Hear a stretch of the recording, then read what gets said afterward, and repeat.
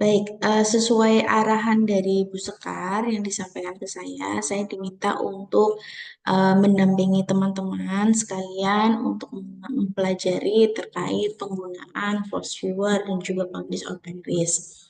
Tetapi mungkin beberapa dari kalian sudah cukup familiar dan sudah cukup paham ya terkait bagaimana penggunaan force viewer dan juga publish open risk. Mungkin akan saya ulas sedikit dan akan saya berikan penjelasan terkait bagaimana sih Force Viewer itu bisa membantu teman-teman untuk mengidentifikasi gap dan mencari gap melalui literatur review yang nantinya bisa memberikan kontribusi akademik bagi penelitian teman-teman. Sebetulnya Force Viewer tidak hanya digunakan juga sebagai bentuk olahan data penelitian, tetapi teman-teman juga akan bisa dimanfaatkan saat nantinya teman-teman terjun di dalam dunia pemerintahan. Pemerintah otomatis perlu adanya kajian terhadap kondisi eksternalitas dan internalitas yang terjadi di pemerintahan. Nah, Posture juga bisa membantu untuk mengidentifikasikan hal tersebut sehingga kegunaannya tidak hanya sebagai dasar olahan data penelitian. Dan mungkin yang bisa saya sampaikan, seringkali teman-teman eh, apa namanya kehilangan arah saat teman-teman sudah melakukan pengujian olah data melalui Fosviewer. Teman-teman sudah mengolah, sudah muncul, terus teman-teman akhirnya ngeblank. Lalu bagaimana, Mbak? Kami harus mengidentifikasi hasil dari data Force Viewer ini. Itu yang perlu teman-teman perdalam berarti ya semester ini. Kalau misalkan di semester-semester sebelumnya teman-teman sudah diberikan pemahaman bahwa Force Viewer cara penggunaannya seperti ini. Nah, tetapi di semester yang ini harapannya teman-teman akan jauh lebih bisa mendalami bagaimana kita bisa membaca konsep yang muncul dari olah data menggunakan Force Viewer. Nah, teman-teman semua, ini ada pembagian tugas yang sudah diidentifikasi oleh Bu Sekar melalui My Class. Apa teman-teman semua sudah menerimanya atau sudah membaca? Terus sudah Mbak Aulia. Sudah ya. Oke, mungkin saya akan share sedikit bagi teman-teman yang belum mengetahui dan belum membaca. Nah, di sini ada beberapa tema yang mungkin tiga atau empat mahasiswa akan mendapatkan tema yang sama. Lalu bagaimana Mbak kita bisa memiliki perbedaan antara misalkan nih temanya Muhammad Akbar, Sandy, dan Noval. Dia berbicara tentang Big Data Leadership and Environmental. Nah, kita menggunakan data konsep yang sama, menggunakan posture, data literatur review yang sama, tetapi nanti objek yang akan teman-teman teliti akan berbeda. Begitu ya. Jadi tidak sama plek ketiplek, tetapi hanya teorinya saja yang sama, tetapi teman-teman harus pastikan bahwa case-nya itu berbeda. Misalkan kita melihat big data leadership. Nah, kita bisa mencari, oke, ini konsep yang sama adalah terkait dengan leadership dan environmental. Nah, bagaimana leadership ini bisa mempengaruhi kajian-kajian lingkungan yang kita semua mungkin pahami ya, teman-teman, saat pemerintah kita itu ingin membuat sebuah rancangan rencana pembangunan jangka panjang, menengah maupun jangka pendek, mereka harus melalui evaluasi atau kajian lingkungan hidup, begitu KLHS. Nah, itu juga akan memberikan dampak yang signifikan karena saat ini kita ada di posisi SDGs yang sebelumnya adalah MDGs. Nah, SDGs ini akan diproyeksikan akan berakhir sehingga nanti kita akan melihat nih bagaimana skema ke depan yang dicanangkan oleh UNDP terkait keberlanjutan dan juga sustainability. Begitu.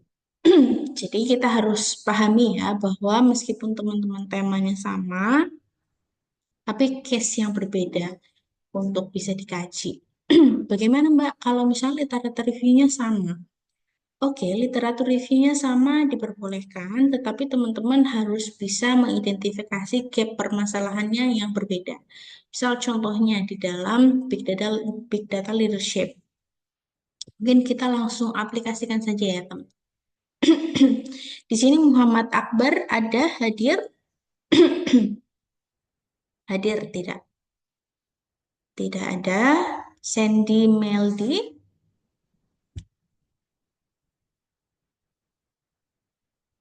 Sandy Meldi tidak ada. Naufal Taufikul ada? Tidak ada juga.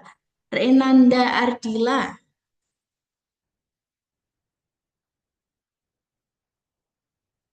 tidak ada. Satria Abimanyu Ada Mbak. ada. Oke, mungkin saya contohkan bagi teman-teman mahasiswa yang hadir ya, sehingga bisa langsung ketahuan, kelihatan gitu. Nah,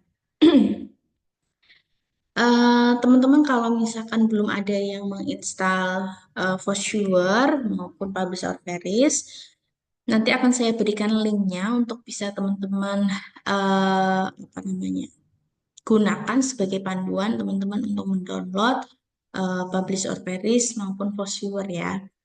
Nah, mungkin saat ini teman-teman bisa perhatikan dan simak terlebih dahulu. Oke, sebentar ya teman-teman.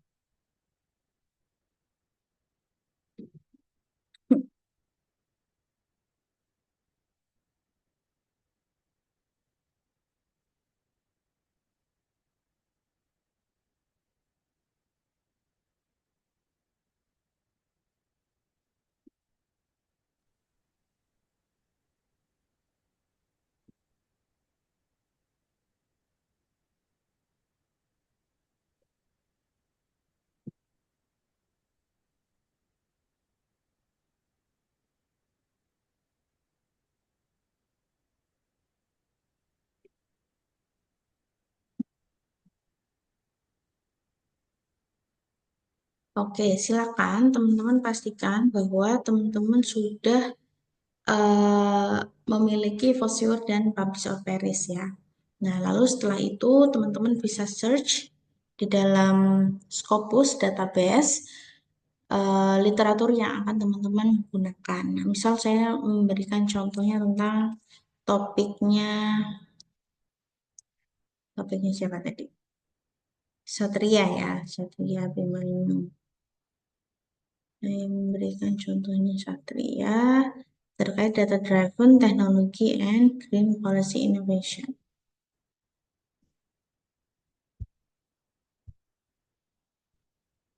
Nah, oke, akan langsung muncul sebanyak 115 dokumen. Tetapi teman-teman harus pastikan bahwa dokumen yang akan teman-teman pilih itu memang relevan dengan yang teman-teman akan kaji. Karena banyak sekali teman-teman yang akhirnya asal download begitu. Tetapi data yang digunakan ternyata tidak cukup relevan untuk bisa teman-teman olah melalui literatur ini. Ya, jadi teman-teman harus pastikan bahwa data-data ini itu sudah sesuai dengan apa yang akan teman-teman teliti. Nah, karena ini berbicara data driven, teknologi dan juga green policy, maka judul artikel yang teman-teman gunakan bisa menggunakan judul yang berkaitan dengan tema yang sudah dibentuk. Gitu ya. Silakan teman-teman bisa memilih sebanyak 50 minimal 50 artikel untuk bisa diolah melalui Foursquare. Oke, mungkin saya agak percepat ya, teman-teman.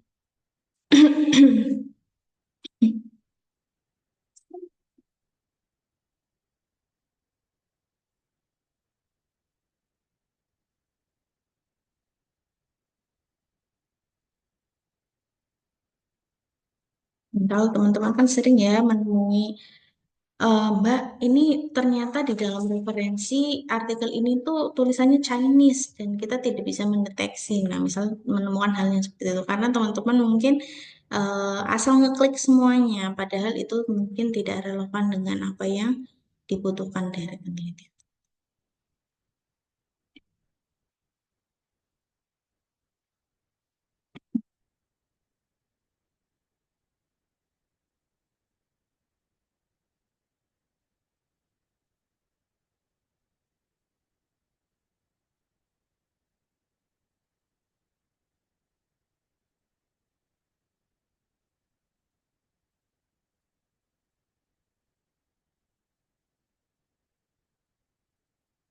Misalkan teman-teman memiliki keraguan, Mbak, judul ini saya agak bingung, Mbak. Kira-kira relevan atau tidak? Teman-teman bisa eh, percaya diri ya, believe on yourself. Kalau memang teman-teman ragu, mungkin tinggalkan aja. Tapi kalau teman-teman yakin itu relevan, maka silakan dipergunakan. Nah, misal saya contohkannya segitu dulu ya, teman. Tuh, oke.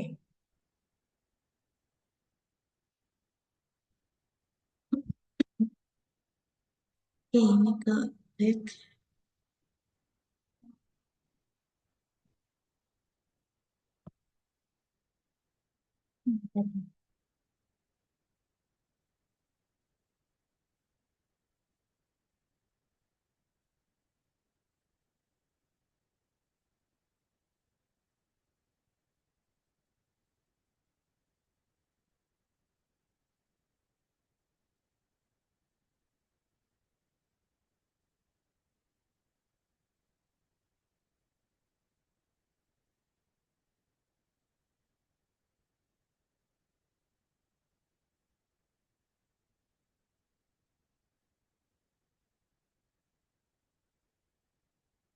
Oke.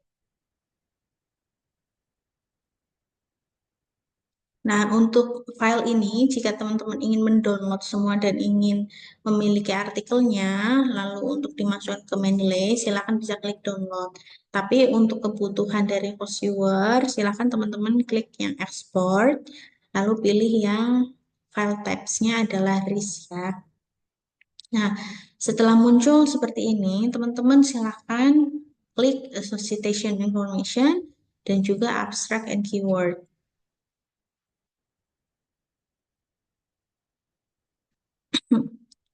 Ini data driven teknologi. Nah, setelah teman-teman download RIS-nya, silakan teman-teman buka Vosviewer, aplikasi Vosviewer-nya, lalu klik read. Nah, di sini ada tiga pilihan. Teman-teman bisa menggunakan based on network data, ini melalui jejaring ya, jejaring media, dan juga ada creating based on bibliometric data, ini untuk melihat bagaimana mapping dari data literatur review dan juga ada teks data ini hanya untuk melihat eh, data teks yang muncul di dalam satu file yang bersama. Kita pilih yang nomor dua, yang bibliometric data, lalu kita pilih yang based on reference manager.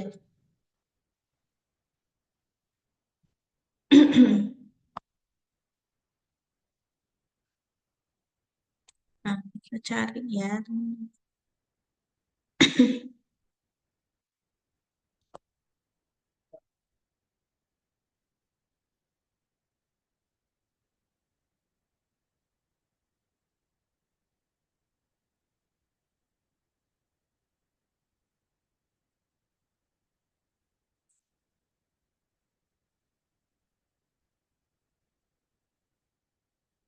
Kalau teman-teman ingin melihat co-authorship, maka silakan pilih co-authorship. Ya, co-authorship ini digunakan untuk melihat, misalkan Abimanyu, Bayu, dan Aulia. Misalnya dari ketiga penulis ini, kira-kira mereka itu saling terhubung atau tidak sih dalam membahas data-driven technology and green sustainability. Nah, itu untuk melihat bagaimana konektivitas antara setiap autor itu dalam memberikan sebuah referensi, sebuah literatur ya, literatur bacaan. Nah, jadi kita pilih yang co-occurrence karena kita ingin melihat bagaimana persebaran gap yang nantinya akan muncul di literatur tersebut. Oke, minimum number of occurrence of the keyword itu misalkan teman-teman milihnya 5. Jadi yang akan muncul di setiap artikel yang berkaitan itu ya artikel yang memiliki 5 keywords begitu. Nah, misal saya ingin yang minimal 3 ya, yang lebih banyak. Nah, ini maka akan muncul. Karena tadi saya hanya menggunakan 23 data saja, sehingga kalimat atau keyword yang muncul akan lebih sedikit ya teman-teman. Apalagi di sini ada China. Nah, yang bagian China ini bisa kita unchecklist. Karena apa? Karena tadi saya hanya memasukkan paper yang membahas tentang green sustainability di China begitu. Hanya beberapa saja, tidak banyak. Sehingga perlu untuk teman-teman pastikan gitu ya. Gimana Bayu? Ya, mohon maaf Mbak Aulia, ini share screen-nya nggak jalan, Mbak. Ini ada di masih di Oh, belum. bentar.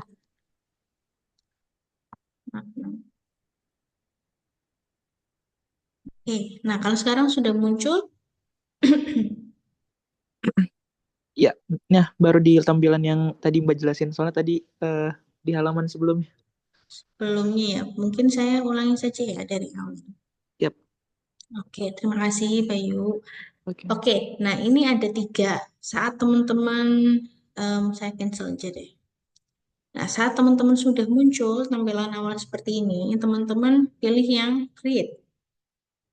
Lalu akan ada 3 pilihan. Teman-teman pilih yang create a map based on bibliometric data karena teman-teman ingin melihat gap literatur yang muncul itu seperti apa.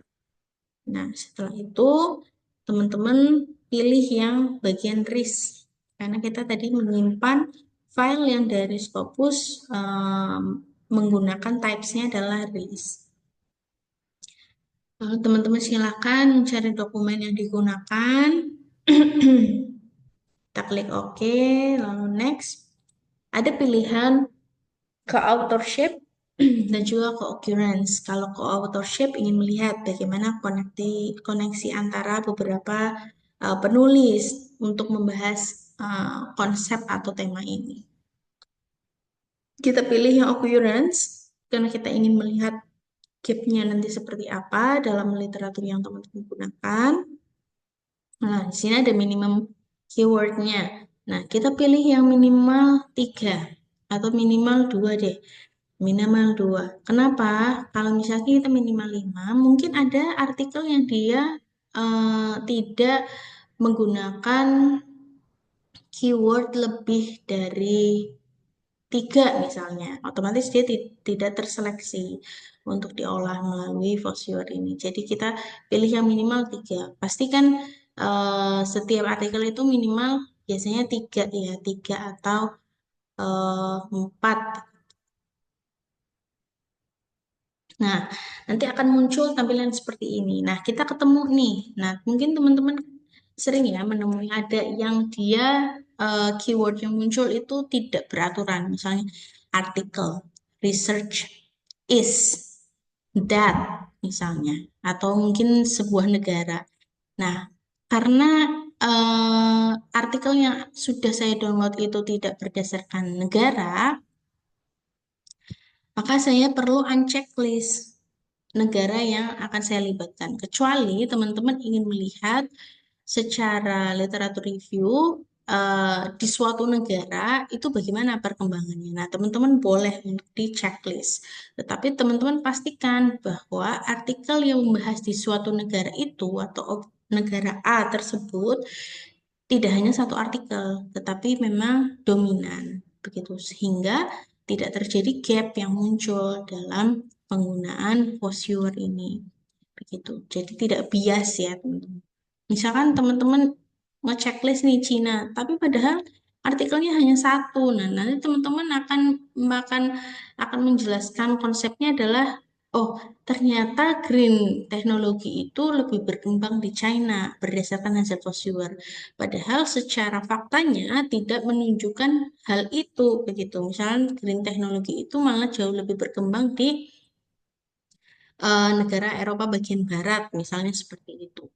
Begitu. Jadi teman-teman harus lebih bijak menseleksi artikel-artikel di awal yang akan teman-teman pilih untuk menggunakan Visual. Nah, selanjutnya di sini ada artikel. Berarti kita tidak perlu untuk gunakan ya, teman-teman. Oke.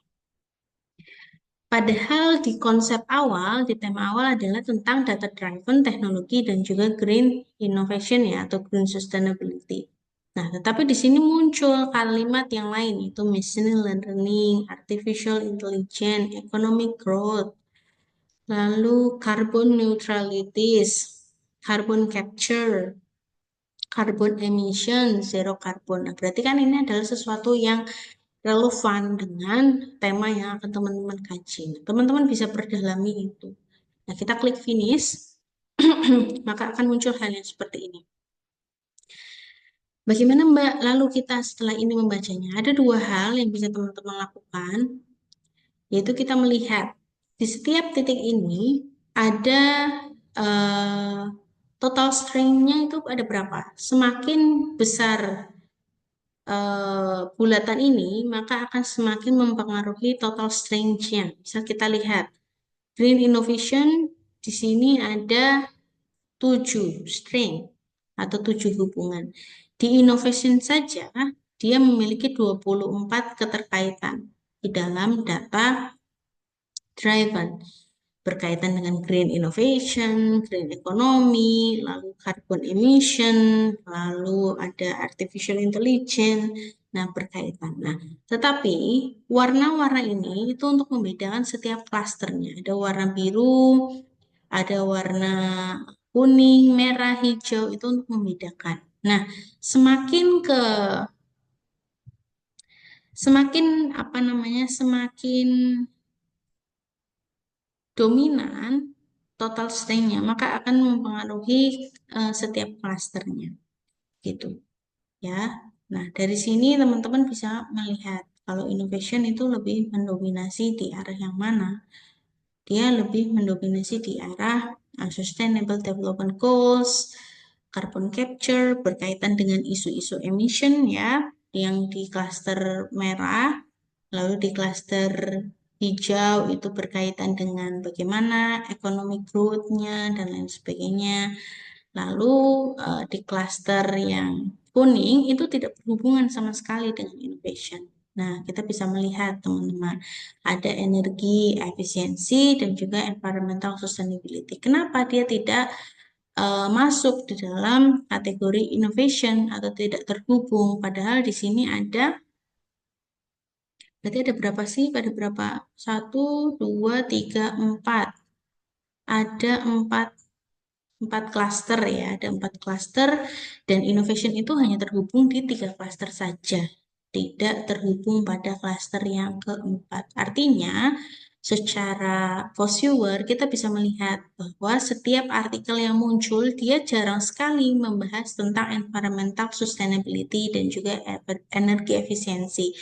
Lebih dominan terkait dengan data driven teknologi and green innovation itu lebih berhubungan dengan isu-isu innovation, sustainability, dan ekonomi yang sudah sering sekali dibahas. Nah, cara yang kedua yang bisa teman-teman lakukan adalah untuk melihat bagaimana persebaran data di setiap tahunnya. Apakah ada perbedaan atau tidak? Nah, setiap tahun itu otomatis ada sebuah perkembangan ya, teman. Perkembangan yang dilakukan itu nanti akan seperti apa. Di sini ada overlay, density ya. Nah, ini yang bisa teman-teman juga gunakan. Nah, yang bagian overlay itu bisa teman-teman gunakan untuk melihat bagaimana sih jejaring ini. Nah, ternyata semua artikel yang saya gunakan ini adalah bukan lulusan ya, terbitan di tahun 2024 saja. Nah, ternyata di tahun 2024 itu banyak sekali dia membahas tentang innovation di dalam teknologi. Karena apa? Dia berhubungan dengan artificial intelligence, machine learning, lalu carbon emission, nah ekonomi, tetapi mereka lacking on environmental sustainability. Sehingga kajian atau penelitian yang nanti teman-teman bisa gunakan itu berhubungan dengan environmental issue atau environmental sustainability karena memang masih jarang sekali yang menghubungkan antara teknologi dan juga keberlanjutan lingkungan. Nah, dari sinilah yang nantinya akan teman-teman letakkan di dalam artikel teman-teman semua untuk bisa mensupport apa namanya suggestion atau bukan suggestion apa ya statement statement dari teman-teman yang menyatakan bahwa artikel ini layak untuk diterbitkan karena memang masih sangat jarang sekali para peneliti itu membahas tentang environmental sustainability. Nah, di tahun 2024 kita mungkin bisa melihat ya di warna ini di 2024 di bulan Februari dia lebih dominan membahas tentang green innovation. Green innovation mengarahnya kemana? Ke bagian energi dan juga carbon emission. Oke, berarti dia berbicara murni tentang engineering ya, karena dia berbicara tentang karbon, dia berbicara emission, sequestration, dan juga energi. Nah, di tahun 2024 di bulan keempat Februari kita bisa melihat nih, ada beberapa warna yang terhubung ya teman-teman terkait dengan sustainability. Dia membahas tentang sustainability. Tetapi sustainability ini ternyata juga masih sangat sinkron dan relevan dengan artificial intelligence yang umumnya para peneliti meneliti di tahun 2025 artificial intelligence di bidang teknologi dan juga green innovation. Nah, jadi dari konsep ini yang nanti akan bisa teman-teman gunakan begitu ya untuk mensupport sehingga data for sure ini kalau teman-teman mungkin di semester-semester sebelumnya teman-teman pasti sudah mendalami ya tentang bibliometrik analisis. Tetapi sejauh yang saya baca teman-teman kebanyakan lebih dominan berhenti di dalam mencari saja, tetapi dalam pengolahan dan juga penjelasan masih belum cukup dominan. Nah, ini harapannya teman-teman bisa menggunakan Visual untuk bisa mengetahui. Misalkan dari 100 artikel, otomatis teman-teman akan pusing ya membaca 100 artikel itu dalam sehari dan untuk memahami kira-kira eh, lackingnya itu ada di mana. Tuh. Nah, dengan adanya Visual bisa membantu teman-teman semua untuk melihat, oh ada lag nih, ada kekosongan di konsep yang ini, ada kekosongan di case yang misal kita bisa melihat ya tentang teknologi kan di dalam network visualization terkait dengan apa namanya environmental sustainability dan juga energi efisiensi itu masih sangat sedikit kaitannya. Nah, itu bisa dijadikan sebuah panduan dan acuan ya sebagai dasar teman-teman mengambil topik ini. Jadi tidak ada lagi alasan dalam teman-teman menulis bahwa kenapa kalian melakukan penelitian ini? Disuruh sama Bu Sekar temanya ini. Nah, sudah tidak ada lagi alasan yang seperti itu. Gitu. Jadi teman-teman sudah memiliki alasan secara akademiknya itu seperti itu. Begitu ya, ini untuk yang brochure. Ada yang ingin ditanyakan teman-teman?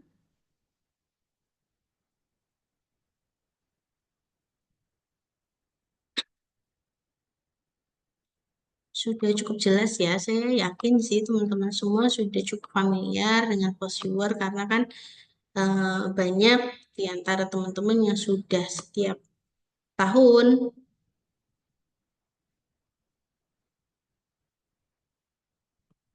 gitu.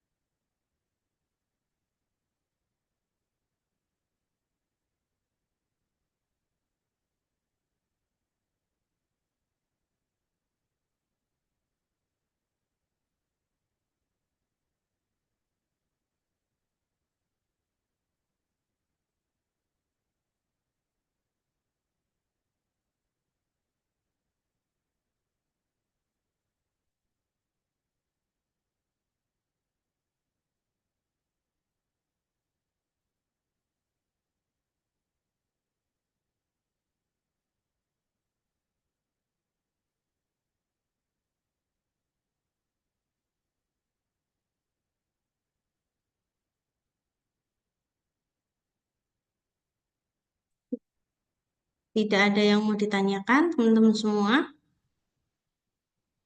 Sudah cukup jelas ya. Oke, selanjutnya mungkin saya akan sedikit memberikan penjelasan juga terkait bagaimana menggunakan publish or perish. Nah, oke.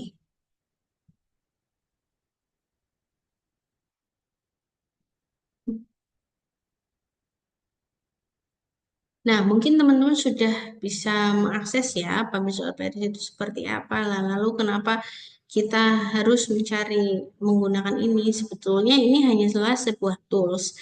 Karena mungkin ada seorang peneliti juga yang dia lebih nyaman mencari data itu secara manual atau cari satu persatu.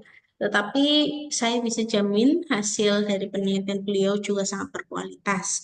Begitu. Ada juga penelitian seperti itu karena mereka memiliki sebuah paradigma tersendiri ya, bagaimana penggunaan teknologi itu bisa mempengaruhi performance mereka. Nah, itu menjadi sebuah pilihan.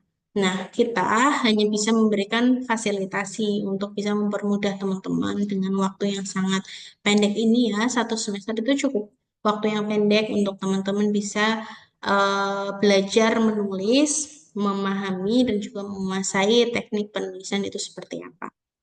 Sehingga ada beberapa aplikasi-aplikasi yang mungkin dirasa cukup membingungkan teman-teman, tapi yakinlah bahwa itu memberikan efektivitas bagi teman-teman semua. Jadi lebih hemat waktu untuk mencari artikel saja. Begitu.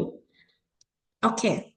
Nah, misalnya, misal saya jangan pakai yang Scopus dulu deh. Ini,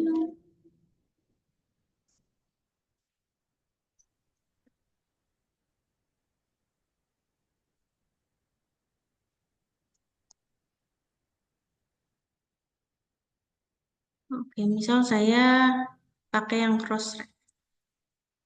Crossref itu juga indexation ya, Crossref. Tetapi memang tidak Scopus. Crossref hanya indeksasi internasional saja yang mungkin di dalamnya juga memiliki artikel-artikel berbahasa Indonesia. Sama halnya seperti Google Scholar ya. Kalau Google Scholar tetapi kita tidak perlu untuk mendaftar atau memberikan laporan. Si publisher itu memberikan laporan pada indeksasi, tetapi Google Scholar akan langsung mengindekskan secara otomatis. Nah, misal kita mau melihat nih, government, kita pakai tanda petik ya, government, data, driven, teknologi. Tahun yang akan teman-teman lihat di tahun berapa, mungkin ya teman-teman kaji, misalnya di tahun 2000, saya ingin melihat 2020 sampai 2025. Oke, ini sedang dicari. Nah, yang perlu untuk teman-teman perhatikan, kadang kita sebagai eh, fasilitator juga memberikan minimum tahun artikel yang bisa teman-teman gunakan. Kenapa Mbak? Kenapa harus seperti itu?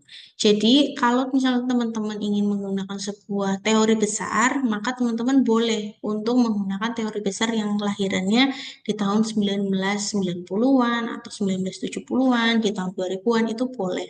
Asal memang teori besar tersebut memang sudah banyak menjadi rujukan di setiap publikasi, setiap artikel. Nah, tetapi kenapa kita menggunakan artikel-artikel ini dari artikel yang paling dekat, misalnya dalam range 10 tahun atau 5 tahun terakhir, untuk melihat polanya seperti apa dalam tema tersebut. Misal dalam 5 tahun terakhir, data driven dan teknologi kadang di dunia pemerintahan hanya berbasis, misalnya saya melihat di 2015 sampai 2020 hanya berbasis terkait dengan bagaimana pemahaman sebuah website. Tetapi ternyata secara keilmuan literatur review di tahun 2020 dan sampai 2025 mereka memiliki eh, apa namanya signifikansi yang cukup besar bahwa data driven di dunia pemerintahan tidak hanya lagi berbicara tentang penggunaan website atau tata kelola website, tetapi dia sudah beralih ke level yang lebih tinggi atau apanya ya, kematangan yang lebih tinggi. Misalnya dia berbicara tentang bagaimana pengelolaan data secara sistemik dan juga bagaimana kelembagaan itu bisa secara interoperable, penggunaan data sinkronisasi. Misal teman-teman kan sudah banyak mendengar tentang pusat data nasional, terus ada lagi data center, national data center yang sudah diterapkan di seluruh negara tuh. Tapi Indonesia nih baru nih mulai tentang pusat data nasional. Padahal negara-negara yang lain itu sudah lama menggunakan pusat data nasional. Oke, nah dari Crossref ini kita sudah berhasil ya, teman-teman sudah bisa melihat banyak artikel yang berkaitan dengan government, data driven, dan juga teknologi. Nah, teman-teman perlu untuk mengidentifikasi. Kalau dulu mungkin saya persilakan teman-teman untuk mendownload semua, tapi daripada nanti teman-teman akan kebingungan, kira-kira data-data mana saja yang mungkin jauh lebih eh, apa namanya memberikan dampak yang signifikan ya bagi artikel teman-teman. Misal teman-teman bisa cari artikel-artikel yang sudah banyak disitasi oleh artikel yang lain. Misal di sini ada contoh artikelnya, artikelnya siapa nih? Chris. Mana artikel Chris nih? Ada artikelnya Chris, ada artikelnya Xiao Jin, ada artikelnya Martin. Nah, dia banyak disitasi oleh banyak orang. Artinya, semakin banyak citasi yang dilakukan di artikel tersebut, otomatis artikel tersebut memang memberikan dampak yang cukup signifikan kepada penulis-penulis yang lain. Begitu ya. Nah, tetapi kelemahan yang di dalam eh, publish or perish, kita hanya bisa mendownload ini saja tanpa bisa menghasilkan datanya secara langsung. Oke, bisa kita mendownload secara result as CSV. Saya salah ketik ya. Saya salah klik. Result as CSV di save result. Nah, data driven. Government. Nah, nanti ini tersimpannya itu dalam bentuk Excel. Jadi teman-teman bisa baca, bisa diklik, nanti ada linknya untuk langsung bisa menuju ke artikel yang dituju. Begitu ya. Jadi itu untuk apa namanya? Untuk Crossref. Lalu selanjutnya adalah untuk Google Scholar pun sama. Lalu untuk Scopus juga sama. Yang membedakan adalah Web of Science. Ya, kenapa Web of Science? Karena Web of Science biasanya dia lebih tertutup dan yang bisa mengakses adalah orang yang sudah mempunyai akses, yang sudah diberikan izin lah, sudah diberikan kunci. Dan untuk mendapatkan kunci akses tersebut harus ketok pintu ke Web of Science begitu untuk bisa menerima kunci begitu ya. Dan itu prosesnya cukup lama. Sehingga memang kita jarang sekali ya teman-teman memperkenalkan search engine dari Web of Science. Karena memang cukup sulit untuk mendapatkan kunci akses tersebut. IP dari apa namanya laptop kita akan dideteksi yang IP-nya tidak terdaftar di Web of Science ya mereka tidak bisa mengakses artikel dari Web of Science kecuali memang artikelnya secara open access ya dan itu pun hanya melalui website yang mereka sediakan oleh setiap publisher. Nah, PubMed itu biasanya lebih dominan artikel-artikel yang dia memberikan kajian tentang engineering dan juga medicine. Ya, karena memang base-nya on medicine. Lalu ada Google Scholar Search itu sama seperti Crossref. Misal teman-teman ingin melihat misal ya, ini hanya sebuah ide yang mungkin tidak boleh ditiru atau mungkin teman-teman ada yang mau tiru juga nggak apa-apa. Misal saya ingin melihat nih, bagaimana kontribusi eh, Pak Rektor Ahmad Nurmani, Bapak Ahmad Nurmani, terhadap keilmuan teknologi, seberapa banyak hubungannya atau sudah mendalami cukup lama atau tidak. Misalnya kita melihat ya ada Max Weber, ada Habermas, dia cukup mendalami konsep-konsep secara politik, secara pemerintahan, dan mereka sangat diakui. Nah, bagaimana nih Pak Ahmad Nurmadi itu bisa memberikan influence kepada Indonesia maupun kepada dunia akademik di program studi ilmu pemerintahan. Otomatis orang yang cukup dikenal pasti memberikan kontribusi uh, keilmuan yang cukup banyak. Apalagi Pak Nurwandi kan juga sudah memiliki satu buku yang dengan saya juga teknologi informasi pemerintah. Kita bisa melihat nih, misal teman-teman ingin melihat, karena mungkin setelah menjadi rektor, mungkin Pak Ahmad Nurmandi akan menjadi gubernur mungkin ya. Nah, itu kan bisa untuk menjadi sebuah bentuk performance dari seseorang. Ini agak error ya teman-teman. Misal saya lihat dari tahunnya 2010.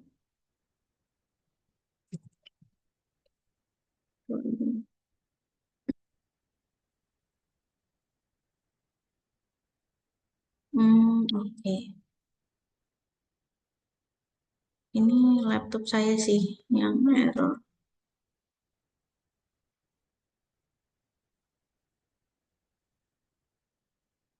Misal contohnya seperti itu ya. Oke, sampai di sini ada yang mau ditanyakan?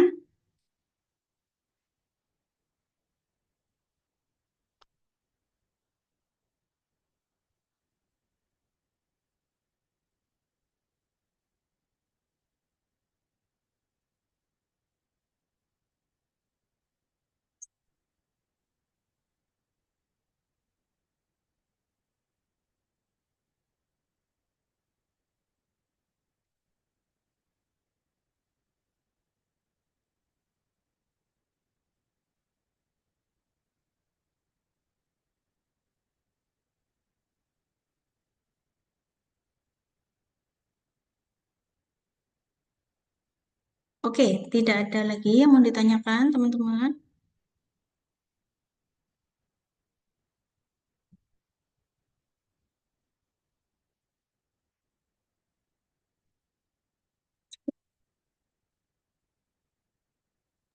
Mohon izin bertanya, Mbak. Ya, silakan. Oke. Ini kan untuk tugas satu itu tugasnya literatur review dengan tools post reward dan publish of virus, Mbak. Hmm, Ini berarti tadi ikutin dulu langkah-langkah Mbak Aulia gitu sebagai patokan kita untuk buat literatur review. Nah, hmm. nanti di dalam tugas kita itu apa yang dicantumkan, Mbak? Kalau untuk dari hasil post reward dan public appearance-nya. Maaf, Bayu agak putus-putus. Jadi Bayu tanya apa yang nanti akan dicantumkan ya? Betul nggak? Ya, betul. Betul, Mbak, Ya. betul. Oke, jadi yang akan teman-teman cantumkan sampai di tahap ini adalah hasil kuesionernya saja dan bagaimana teman-teman bisa membaca hal tersebut. Nah, nanti untuk pertemuan selanjutnya kita akan jauh lebih mendalami ya. Karena misalkan saya ngasih semuanya, takutnya teman-teman akan ngeblank. Jadi sampai di tahap situ saja, nanti teman-teman bisa laporkan progresnya. Dan nanti kita akan lanjut ke sesi yang berikutnya. Tahapan apa lagi yang perlu untuk teman-teman gunakan. Jadi sejauh ini teman-teman punya penugasan yaitu mencari artikel minimal 50 dan diolah melalui Posviewer. Nanti tahapannya seperti yang tadi saya sampaikan, nanti saya upload sesi ini di YouTube, nanti teman-teman bisa mengakses ulang prosesnya. Begitu? Oke, baik, Mbak. Terima kasih banyak, Mbak Aulia. Oke, terima kasih Bayu. Ada lagi teman-teman yang lain yang ingin ditanya? Pak, izin bicara Mbak, berarti belum belum ngumpulin literatur review secara narasinya ya, Mbak? Belum, belum. Oke, Hmm. aman, Mbak. Dan jadi tahap situ dulu ya Bayu, karena eh, berdasarkan pengalaman sebelumnya, teman-teman akhirnya kebingungan nulis literatur reviewnya seperti apa, karena merasa semuanya menjadi penting. Padahal sebagai seorang peneliti kita perlu untuk membatasi pembacaan kita itu sampai di mana. Sehingga pembahasannya itu tidak melebar gitu ya. Misalkan dalam seribu apa namanya 1.000 kata kita bisa merangkum itu dari hasil 50 artikel yang sudah kita baca. Nah, misalnya dari 50 artikel yang kita baca, kadang teman-teman bisa menghasilkan 2.000 kata karena merasa semuanya menjadi penting. Padahal kita perlu untuk membatasi hal tersebut. Literatur review untuk mendukung teman-teman bisa menghasilkan gap atau keterbaruan yang perlu untuk diteliti dalam penelitian teman-teman. Gitu. Ada lagi yang mau ditanyakan, teman-teman?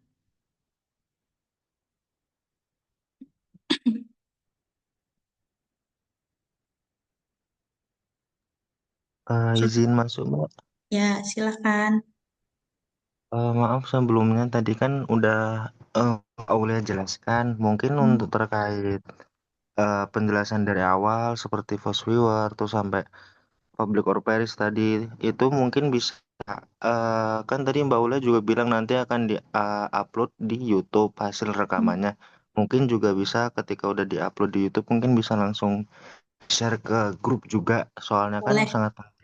Iya, mungkin cukup tambahan itu aja sih Mbak. Ya, boleh. Boleh, siap-siap. Nanti akan langsung saya share ya di YouTube supaya teman-teman bisa langsung mengakses. Ya, terima kasih Mbak. Sama. Oke, ada lagi teman-teman yang lain?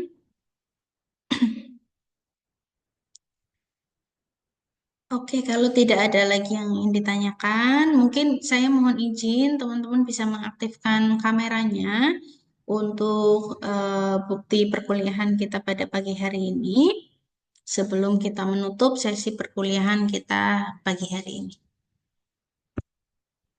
Silakan di open mic, dibuka kameranya terlebih dahulu.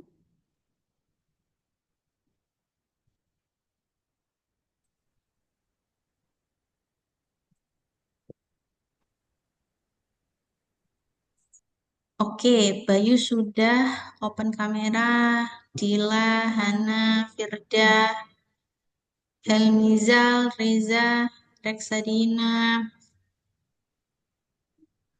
Dandi, Andita, Freto, Fitri, oke, Naufal, Dela, Virgi, Widiati, Elsa, Delaya, Bisma, Aji, Nugroho, Nabila, Apta, Satria Abimanyu. Oke, mungkin kita saya screenshot ya teman-teman. 1, 2, 3. Oke, baik. Terima kasih semuanya. Kita ucap hamdalah bersama-sama. Alhamdulillahirrahmanirrahim. Terima kasih atas semangatnya ya teman-teman pagi hari ini. Kita insya Allah ketemu lagi minggu depan atau di sesi setelah Lebaran ya teman-teman. Kita ucap hamdalah bersama-sama. Alhamdulillahirrahmanirrahim. Wabillahi taufiq walhidayah. Wassalamualaikum warahmatullahi wabarakatuh. Selamat menjalankan ibadah puasa semuanya. Terima kasih, Aulia. Waalaikumsalam.